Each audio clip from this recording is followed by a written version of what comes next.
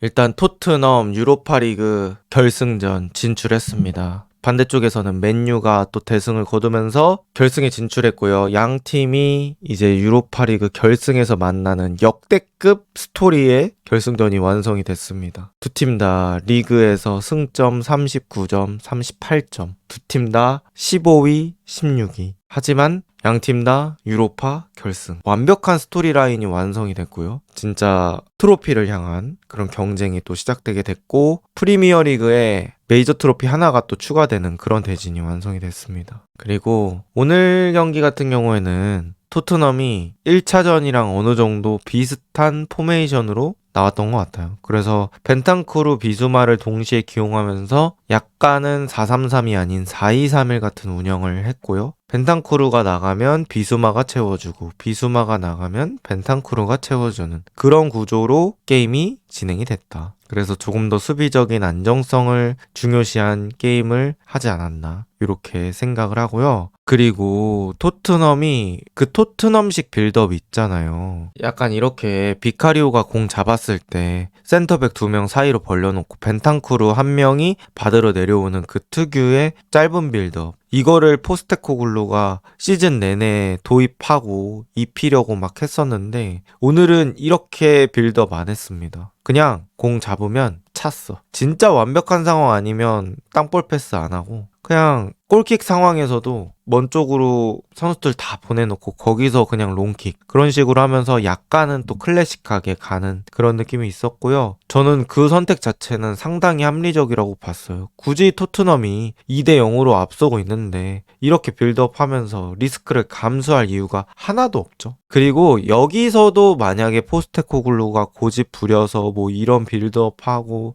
원래 하던 대로 뭐 하프 스페이스에 풀백 다 넣어놓고 그런 축구 해서 졌다, 그럼 애초에 그거는 올라갈 자격이 없고 실력이 부족한 거라고 말할 수 있는데, 오늘 경기 같은 경우에는 포스테코글루도 이거에 맞게 잘 선택을 했다라고 볼 수 있고요.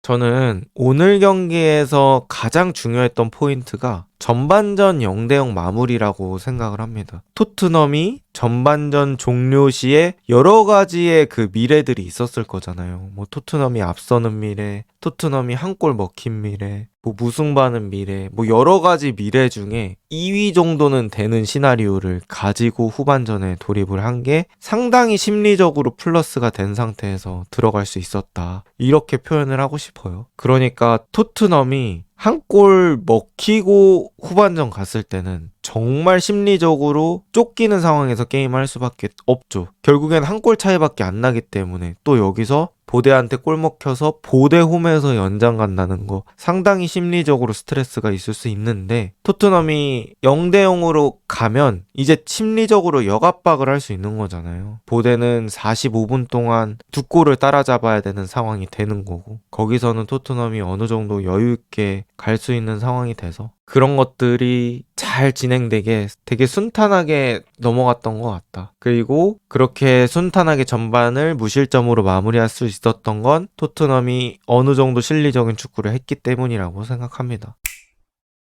그러니까 이 포스테코글루 감독이 이렇게도 할 수 있는 감독이었다는 거를 유로파에서 좀 느낄 때가 많은 것 같아요. 프랑크푸르트전 원정도 그렇고 이번 경기도 그렇고. 그런데 한 가지 아쉬운 거, 굳이 지난 얘기 해봤자 아쉽긴 하겠지만 시즌 중에서도 이렇게 해서 이득을 볼 수 있었던 경기들 되게 많거든. 그러니까 단적으로 얘기하면 어떤 한 경기를 이렇게 하는 것까지는 바라지도 않습니다. 약간 뭐 진짜 앞서고 있을 때 65분, 70분부터는 조금 압박 줄이면서 템포 조절하면서 이런 식으로 게임했으면 승점 지금보다는 훨씬 더 많이 누적할 수 있을 거라고 보고요. 부상도 조금 더 줄었을 가능성 높죠. 그리고 막 토트넘이 시즌 한 중후반 정도, 제가 생각했을 때는 한 1, 2월 정도에는 스쿼드가 되게 너덜너덜 했었잖아요. 그때는 이렇게 게임을 했으면 어땠을까라는 생각이 좀 들긴 합니다. 그때도 또 그 멤버로 똑같은 축구 하다 보니까 또 퀄리티 안 나오고 더 지고 이렇게 됐었는데, 어쨌든 이제서야 요런 축구가 나오는 건 아쉽지만 또 필요할 때는 결과가 나오는 그런 상황이 됐습니다.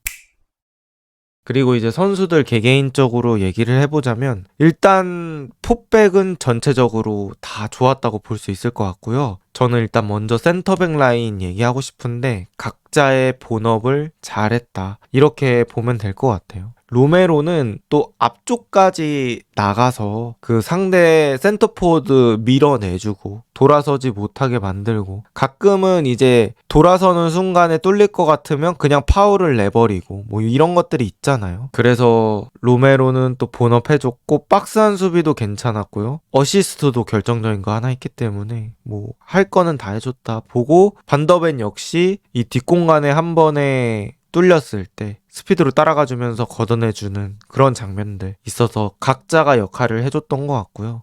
오늘 또 이제 우도기가 저는 집중력이 좋았다고 보는 게 보데글림트가 크로스를 위주로 한 공격들을 많이 했잖아요. 근데 이 크로스가 가운데 쪽으로 가면 좀 막히는 확률이 높다 보니까 아예 먼 포스트 쪽으로 깊숙하게 넣어주는 크로스들이 많았는데 그 크로스의 시발점은 포로 쪽에서 올라왔던 것 같고 그걸 수비해야 되는 선수가 이제 우도기였는데요. 우도기가 그 넘어오는 크로스들을 잘 따라가 주면서 큰 참사 없이 잘 막았던 것 같습니다. 그래서 뭐 볼 처리에서는 아쉬운 장면도 있었지만 그 넘어오는 팝포스트 수비는 우도기가 또 잘 해줬던 것 같아요. 그래서 포백 선수들은 각자의 역할 잘 해줬고요. 그 다음에 미드필더도 오늘 저는 벤탄쿠르 그 다음에 비수마 각자의 역할을 해줬다고 봅니다. 특히나 오늘 비수마는 수비 위치 선정이 좋다고 해야 될까? 그런 것들이 있었던 것 같아요. 그래서 패스 길에서 서 있으면서 어느 정도 인터셉트도 되고 하다 보니까 그런 것들이 있었고 또 벤탄쿠르도 원래 하는 플레이 잘 해줬습니다. 그래서 아래쪽 6명은 저는 충분히 박수 받을 만하다고 봅니다.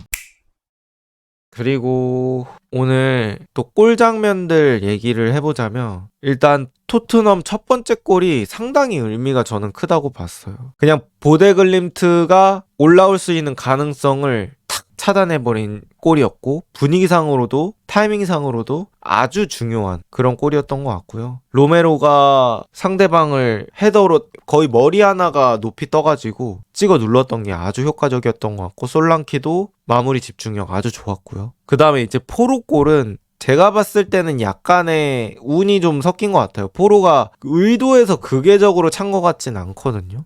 뭐 나중에 그러니까 이거는 선수 속마음은 모르는 거니까 포로가 인터뷰에서 내가 노려서 찼다. 그러면은 뭐 그렇게 인정을 해줘야 되는 거겠지만 노려서 찬 건 아니지 않을까. 그냥 크로스 올린 거 아닐까. 근데 또 멋있게 넣었네요. 그래서 포로가 또 오늘 경기는 그 득점 말고도 굳이 플레이 자체가 리스키하지 않았다. 그냥 할 것만 하고 앞으로 찰 것만 차고 이런 느낌이 좀 있어가지고 포로는 유로파에서는 계속 기름기 빠진 담백한 플레이가 좀 오히려 더 빛나는 것 같습니다. 이제 토트넘 맨유 그 얘기를 하시는데 제가 봤을 때는 경기력적으로는 맨유가 조금 더 올라와 있다고 저는 생각을 해요. 토트넘은 뭐 수비 쪽이 안정적이긴 하지만 이 선수 컨디션 좋아 이 선수 압도적이야 라고 말할 수 있는 선수는 좀 부족하다고 생각하거든요. 근데 맨유는 뭐 카세미루라든지 아마드라든지 이런 선수들이 또 컨디션 좋다고 말할 수 있어서 마운트도 득점 계속하고 있고 이러다 보니까 컨디션 자체는 맨유가 좀 앞선다. 근데 뭐 결승전이 단판이라서 뭐 어떤 일도 일어날 수 있기 때문에 가봐야 알 것 같습니다. 토트넘은 메디슨이 없는 것도 크고 손흥민 복귀도 좀 불투명하고 만약에 그때 가서 또 봐야겠지만 게임한다고 했을 때는 이 토트넘의 압박 강도도 중요할 것 같아요. 맨유가 카운터가 괜찮기 때문에 토트넘이 또 어설픈 전방 압박 시도했다가 간격 벌어지면서 얻어맞고 이런 것들은 좀 피해야 되지 않을까. 그러니까 만약에 오늘처럼 토트넘이 좀 운영을 한다고 했을 때는 또 토트넘도 나름 또 할만하다고 보이거든요. 근데 이제 뭐 너무 계속해서 과도한 전방 압박을 하는 건 오히려 맨유가 좋아하는 양상의 게임이 될 수도 있어서 그래서 좀 실리적으로 운영하는 게 토트넘은 필요하지 않을까.